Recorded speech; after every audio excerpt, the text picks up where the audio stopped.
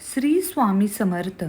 अधिक महिना हा हिंदू धर्मात अत्यंत पवित्र, पुण्यदायी आणि आध्यात्मिक उन्नतीसाठी महत्त्वाचा मानला जातो. या महिन्याला पुरुषोत्तम महिना असं सुद्धा म्हटलं जातं. या काळात भगवान विष्णूंची पूजा, दानधर्म, जप, व्रत आणि मोठ्यांचा सन्मान करणं याला विशेष महत्त्व दिलं गेलं आहे. अनेक जण या महिन्यात विविध धार्मिक विधीसुद्धा करतात, पण त्यामध्ये आईची ओटी भरणे ही एक अत्यंत भावनिक, संस्कारमय आणि पुण्यदायी परंपरा मानली जाते.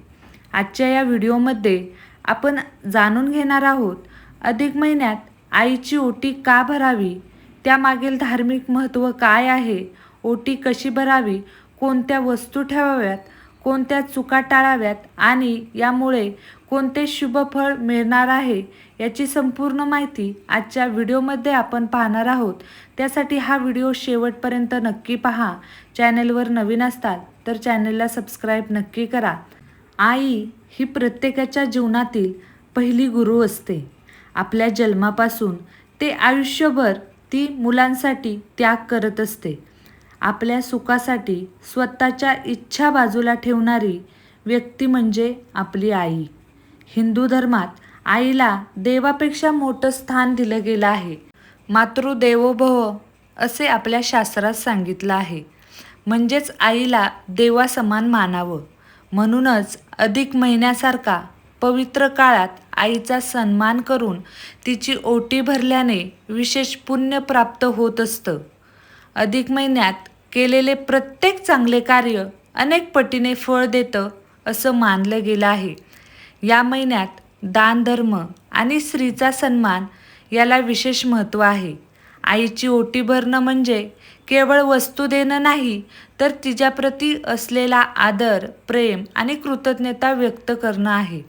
अनेक लोक पैसा, यश आणि सुख मिळवण्यासाठी विविध उपाय करत असतात, पण आईचे मनापासून घेतलेले आशीर्वाद हेच खरे भाग्य बदलणारे असते. असं मानलं जातं की ज्या घरात आईचा सन्मान केला जातो त्या घरात लक्ष्मीचा वास कायम राहतो. घरातील वाद कमी होतात, नकारात्मक ऊर्जा दूर होते आणि कुटुंबात सुख शांती वाढते. आईची ओटी भरताना तिच्या डोळ्यात आनंद दिसतो आणि तिच्या मनातून निघणारे ते आशीर्वाद मुलांच्या आयुष्यात सकारात्मक बदल घडवतात. आता जाणून घेऊया आईची ओटी कशी भरायची. सगळ्यात आधी सकाळी लवकर उठा, स्नान करा, स्वच्छ कपडे घाला, घरातील देवघरात देवांची पूजा करा, दिवा लावून भगवान विष्णू आणि आपल्या कुलदेवतांची पूजा करा. त्यानंतर आईला स्वच्छ आणि पवित्र जागी बसवा. तुम्हाला शक्य असेल तर पाटावर बसवा. पाटाच्या शेजारी रांगोळी काढा. तिला हळद कुंकू लावल्यानंतर मग ओटी भरण्यासाठी घ्या. ओटी भरण्यासाठी लागणाऱ्या वस्तू एका ताटात मांडा. ओटीत बघा हळद, कुंकू, अक्षदा, तांदूळ, सुपारी, नारळ, फळे, फुले, मिठाई, दक्षिणा आणि साडी किंवा ब्लाऊज पीस ठेवा. काही जण आपल्या आर्थिक परिस्थितीनुसार चांदीचं नाणंसुद्धा देतात किंवा इतर भेटवस्तूसुद्धा देतात. या वस्तू प्रेमाने आणि श्रद्धेने आईच्या ओटीत ठेवा. ओटी भरताना मनात कोणताही अहंकार ठेवू नका. मी इतकं दिले असा भाव नसून आईने आयुष्यभर माझ्यासाठी खूप काही केलं आहे ही भावना तुमच्या मनात ठेवा. त्यानंतर आईच्या पाया पडून तिचा आशीर्वाद घ्या.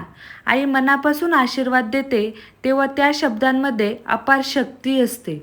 अनेक लोक विचारतात की आई जिवंत नसेल तर काय करायचं.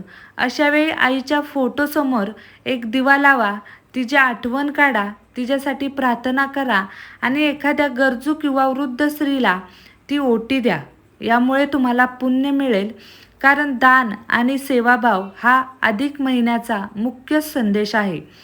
आता बघा, आपण जाणून घेणार आहोत ओटीमध्ये कोणत्या वस्तू ठेवण्याचे विशेष महत्त्व आहे.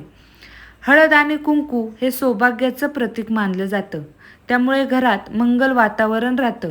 नारळ हा पूर्णत्व आणि समृद्धीचं प्रतीक आहे. फळे देणे म्हणजे आरोग्य आणि आनंदाची कामना करणे.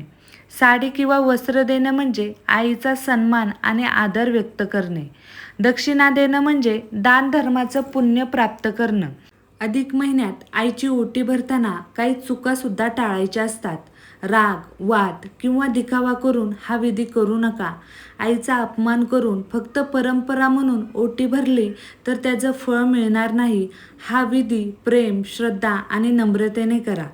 काही लोक सोशल मीडियावर फोटो टाकण्यासाठी किंवा लोकांना दाखवण्यासाठी हा विधी करतात, पण खरं पुण्य हे मनातील भावनेत असतं.